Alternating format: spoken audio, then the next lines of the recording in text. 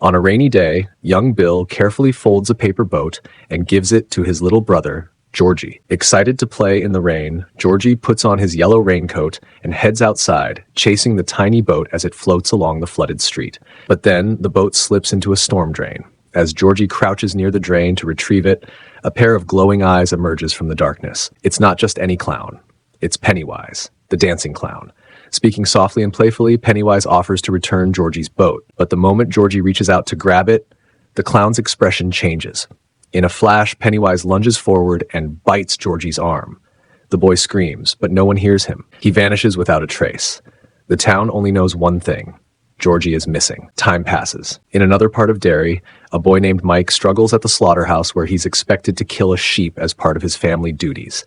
But he can't bring himself to pull the trigger. Though he lives in a tough world, Mike still holds on to kindness and sensitivity. At school, summer break begins and students pour out into the streets with excitement. Among them is Beverly Marsh, a brave but bullied girl who's constantly targeted by her classmates and whispered about behind her back. Elsewhere, a worried mother is seen holding up a missing poster.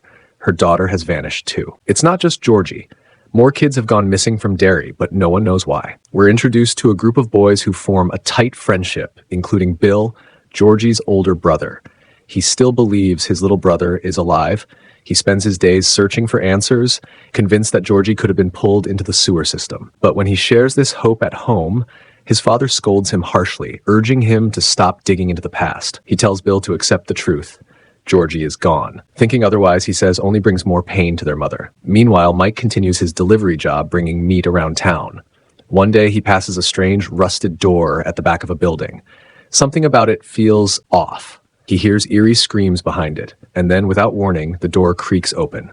Behind it, Pennywise. The monstrous clown stares straight at him, grinning. Just then, Henry, a local bully, shows up to harass Mike and drives him away, unaware of what Mike just saw. One of Bill's friends visits his father's office, where a haunting painting of a creepy, distorted woman hangs on the wall. He's always been terrified of that painting. That fear turns real when he starts seeing the same woman come to life, because that's what Pennywise does. He doesn't just haunt Derry, he feeds off fear, and he becomes whatever terrifies you the most. As fear tightens its grip on the town, Bill rallies his friends and leads them into the sewer line, still determined to find Georgie.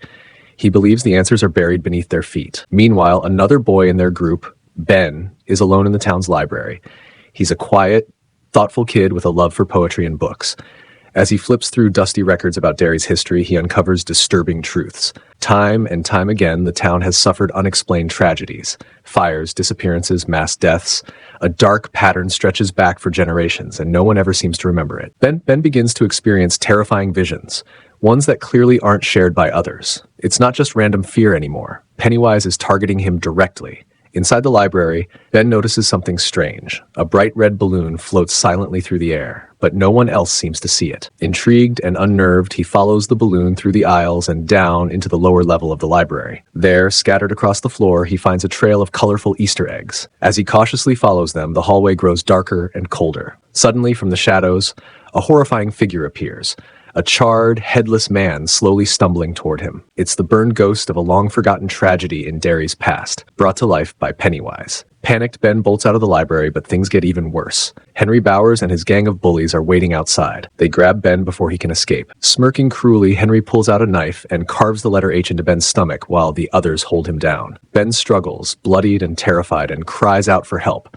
A car slowly drives by. Inside, a couple sits silently. Ben reaches out, calling desperately for help, but the couple doesn't respond. They just stare blankly ahead. Then Ben notices a red balloon inside the car. It floats eerily, confirming a terrifying truth. Pennywise is controlling them too. With a burst of adrenaline, Ben breaks free and runs, barely escaping the gang.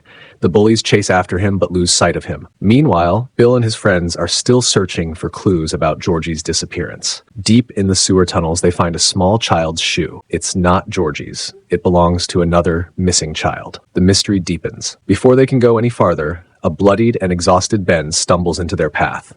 They quickly rush to help him and decide to take a break from their search. Later, one of Bill's friends, still determined to help, enters the sewer alone. As he ventures deeper, the atmosphere grows menacing. He begins to see strange apparitions, ghostly images, and twisted illusions. Before he can escape, Pennywise emerges and the boy is brutally killed. Another friend lost. At the same time, the rest of the group heads to a local pharmacy to get bandages and supplies to treat Ben's wounds. But they don't have enough money. Beverly happens to be there. Seeing them struggle, she steps in and helps distract the clerk, allowing the boys to steal what they need. It's a small but brave act, and it deepens the bond between Beverly and the group. The boys, grateful, invite Beverly to join them later at the quarry, a spot they call the tank. Back at home, Beverly faces a darker reality. Her father continues his creepy and controlling behavior, always making her feel unsafe in her own home. The weight of his abuse finally pushes her over the edge. She grabs a pair of scissors and cuts off her long hair in frustration and defiance, taking control of herself for once. Later, she joins the group of boys at the tank. There, they all jump into the water, laugh, and relax for a while. For a brief moment, the fear disappears. It's the first time they've truly felt like friends, a team. Afterward, they all gather at Ben's place. He shows them the collection of historical documents and maps he's been putting together about Derry. His findings reveal something terrifying. People have been disappearing from Derry for centuries, always under strange and unexplained circumstances.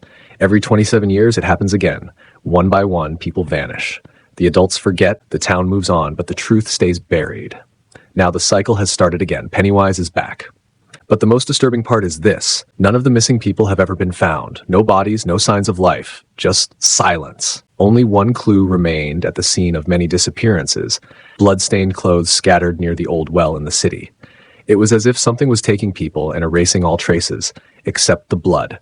A routine bloodbath with no explanation. Who or what was doing this? Meanwhile, Bill's friend Addy is on his way home. As he walks through town, he passes an old crumbling house, the kind that immediately gives you a bad feeling just by looking at it. It's creepy and silent, standing like a haunted monument. Just then, it's time for Addy to take his medicine. He stops in front of the house and pulls out his inhaler, but as he prepares to take a dose, he hears strange noises, soft, eerie sounds coming from inside. The noise unsettles him. His hands shake, and he accidentally drops the medicine. As Addy bends to pick it up, a terrifying figure appears before him, a pale, diseased-looking man with a grotesque face and a sickly, decaying body. The figure slowly approaches, dragging itself toward him. Panicked, Addy backs away, inching toward the side of the house. The horrifying man continues to advance. Then in a flash, Pennywise emerges, grinning, monstrous, and waiting. Addy screams and flees, barely managing to escape from the nightmarish encounter. Meanwhile, at Beverly's home, a strange moment unfolds. She finds a small poetry card slipped into her things. Curious and slightly touched, she takes it to the bathroom to read it in peace. It's gentle, romantic, possibly from Ben. As she reads, the quiet is suddenly broken by an eerie sound. She hears faint voices, children's voices, coming from the bathroom sink. Confused, she leans closer to investigate. To see inside, she lowers a measuring tape down the sink drain. But what comes out isn't water, it's horror. Out of nowhere, thick strands of hair shoot up from the drain, wrapping tightly around her arms and body. She struggles to break free, and then an explosion of blood bursts from the sink, soaking the entire bathroom. It floods the floor, the walls, and covers Beverly completely. She screams in terror. Moments later, her father rushes in, but to Beverly's shock, he sees nothing. The blood, the mess, none of it is visible to him. To her, the room is soaked in red, but to him, it's spotless. It's as if the horror only exists for her. Back at Bill's house, a chilling moment happens. While sitting alone, Bill suddenly senses something or someone is nearby. He hears faint footsteps and notices a trail. Following it, he reaches the basement. There, standing in the shadows, is a small figure, his younger brother, Georgie. Bill is frozen. Georgie turns and slowly walks down into the basement. Bill, desperate for answers and hope, follows him into the darkness. In the basement, Bill's younger brother Georgie looks at him with sad eyes. He tugs at Bill's heart with emotional words, just like his real brother would. But suddenly, Georgie begins to change. His face twists into something monstrous. In a blink, Pennywise emerges and attacks Bill. Bill barely manages to escape with his life. Shaken and scared, Bill regroups with his friends. Beverly, still haunted by the horrific event in her bathroom, invites them to her house. She wants them to see for themselves. When the group enters the lavatory, they're stunned. The blood is still there, bright, thick, and horrifying. But what troubles Beverly most is this. Why could her father not see any of it? The kids work together and clean up the entire mess. While scrubbing the blood-stained tiles, a realization hits them. They're all experiencing similar terrifying events. Each one has seen something, and each vision seems designed to scare them personally. They start connecting the dots. Pennywise isn't just a clown. He's a shapeshifter who preys on fear. As they talk, they suddenly spot Henry's car and Mike's bicycle in the distance. Without wasting a moment, they rush to help Mike. Meanwhile, Henry and his gang are bullying Mike again. They beat him and force him to eat raw meat. But the real horror appears just behind them. Pennywise, grinning while chewing the arm of a small child. Mike sees the clown but can't believe his eyes. Just then, Bill and the rest of the gang arrive. Without hesitation, they start pelting Henry and his friends with stones. A full-on rock fight erupts.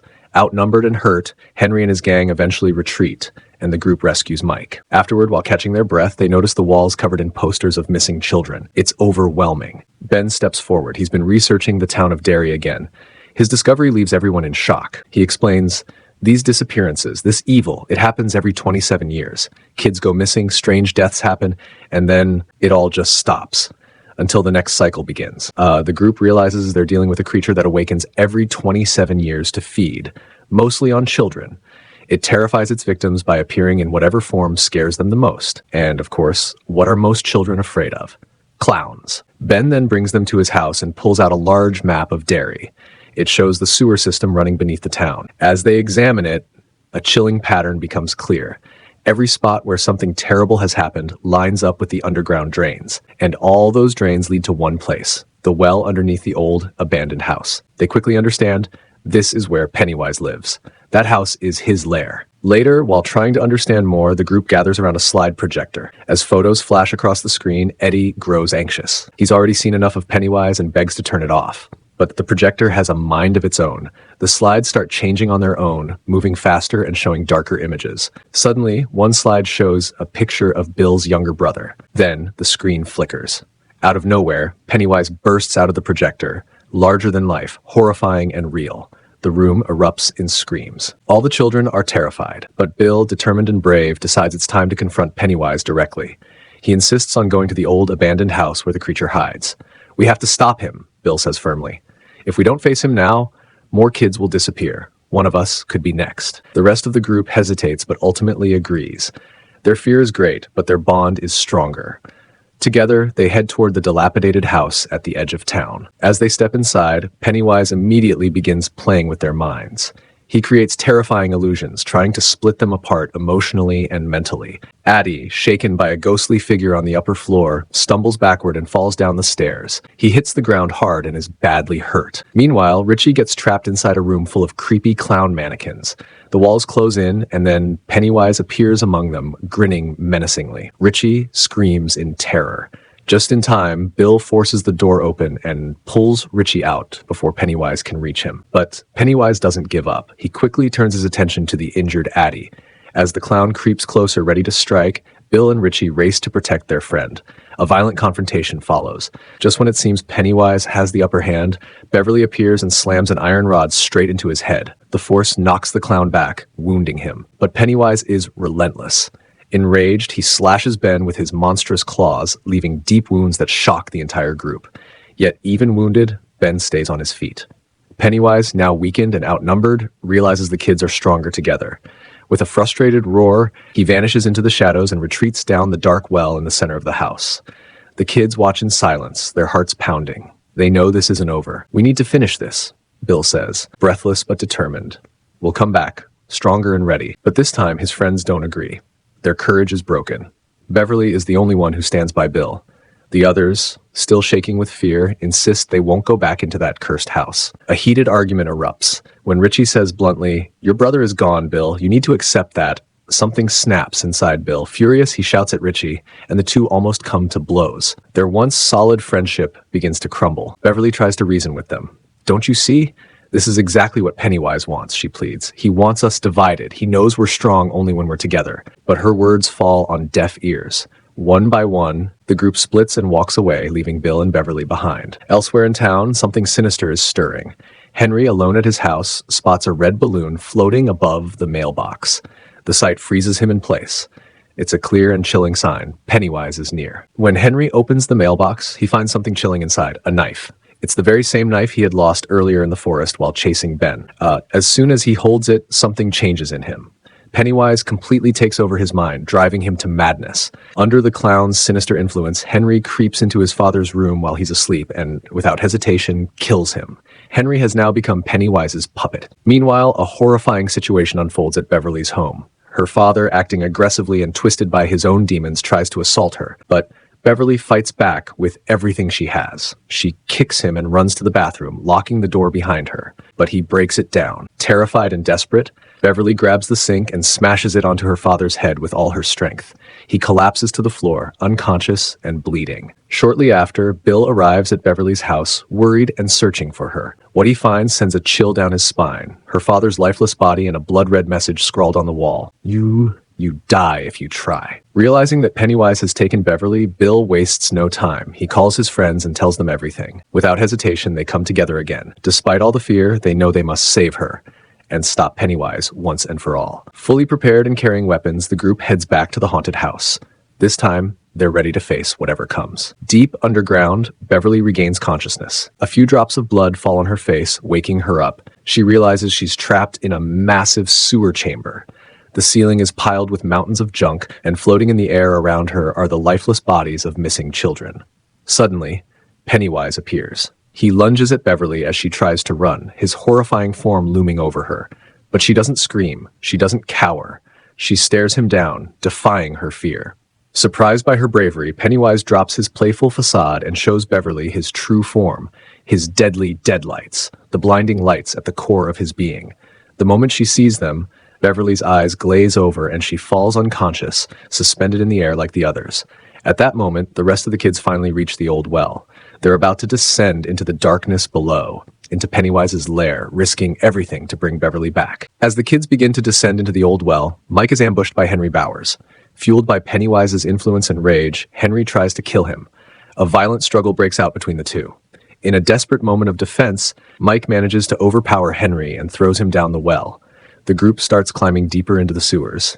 But during their descent, one of the friends gets separated from the others. Alone and vulnerable, he's suddenly attacked by Pennywise, this time taking the terrifying form of the twisted woman from the painting. Just before the clown can do real harm, the rest of the kids arrive searching for him. Pennywise, outnumbered again, vanishes into the shadows. As they continue searching, Bill sees something that stops him cold. His younger brother, Georgie. Still believing in the possibility that his brother might be alive, Bill follows the vision deeper into Pennywise's lair. But what he finds instead is Beverly, suspended midair in a trance-like state, her body floating unnaturally above the ground. Bill tries to help her down, but can't do it alone. The rest of the kids arrive just in time, and together, they manage to pull Beverly back to safety. She is unconscious, completely under Pennywise's spell.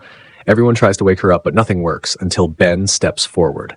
With a heart full of love, he gently hugs her and kisses her forehead. That genuine moment of affection breaks the enchantment. Beverly's eyes flutter open. She's free, but the danger is far from over. Pennywise appears once again, now disguised as Georgie, trying to lure Bill. "Come home with me," he pleads. Tears fill Bill's eyes as he hears his brother's voice, but he doesn't fall for the trick. "You're not my brother," he says firmly and shoots him. That's when Pennywise drops the disguise and returns to his monstrous clown form. A terrifying battle begins. Pennywise grabs Bill, threatening the rest of the children. "Your fear gives me power," he growls. "Leave him with me, and I'll let the rest of you go. You can return to your normal lives. I'll sleep for 27 years after feeding on him." But Pennywise doesn't realize he's just made a mistake. He's shown weakness. And these kids are no longer scared.